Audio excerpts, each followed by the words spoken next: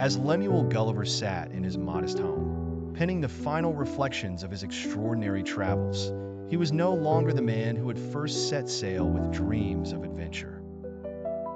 The once curious explorer had returned home only to find himself irrevocably changed, burdened with the unsettling truths about humanity he had unearthed in lands both fantastical and foreign. His experiences had left him not with answers, but with questions that Jonathan Swift masterfully leaves for his readers to wrestle with.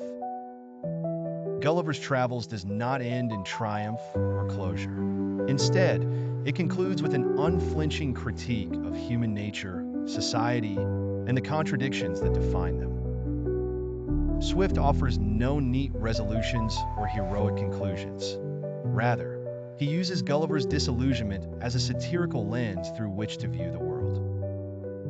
The contrast between the noble Houyhnhnms and the brutish Yahoos serves as the thematic backbone of Gulliver's final reflections. The Houyhnhnms, those rational, harmonious beings, represent an ideal of what humanity could strive to be, creatures governed by logic, virtue, and a commitment to the common good. Yet their cold perfection carries its own flaws, an emotional detachment that borders on inhuman. Their rejection of Gulliver, despite his reverence for their way of life, underscores the limits of their rationality. In their pursuit of order and purity, they are incapable of accepting someone who straddles the line between human imperfection and their ideals. The Yahoos, by contrast, are a grotesque exaggeration of humanity's basest instincts. Their selfishness, violence, and unbridled desires are repellent, yet uncomfortably familiar. Through them, Swift holds up a mirror to humanity's flaws, forcing readers to confront the darker aspects of their nature. The Yahoo's mindless hoarding of shiny objects, for example, parallels human greed and materialism, while their territorial squabbles echo the senseless conflicts that plague human societies.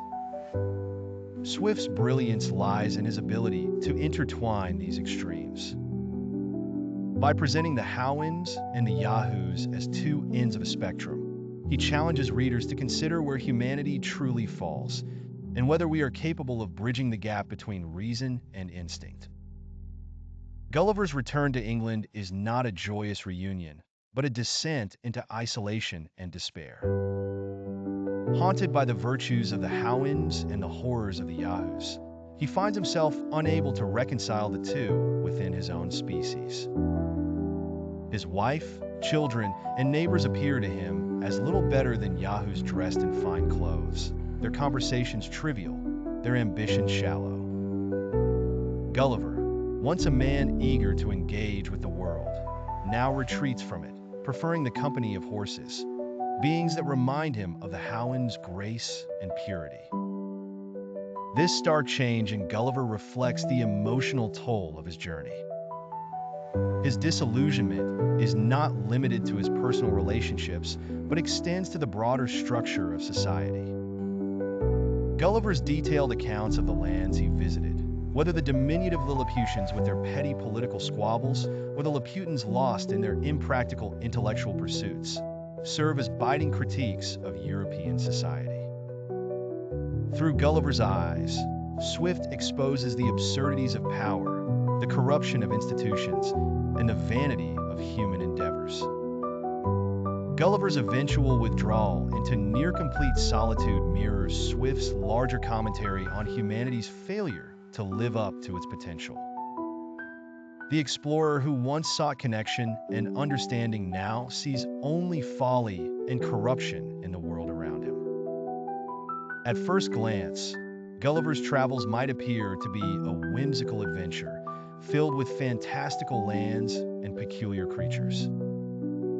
Yet beneath its surface lies a scathing satire of 18th century politics, religion, and societal norms. Swift spares no one in his critique.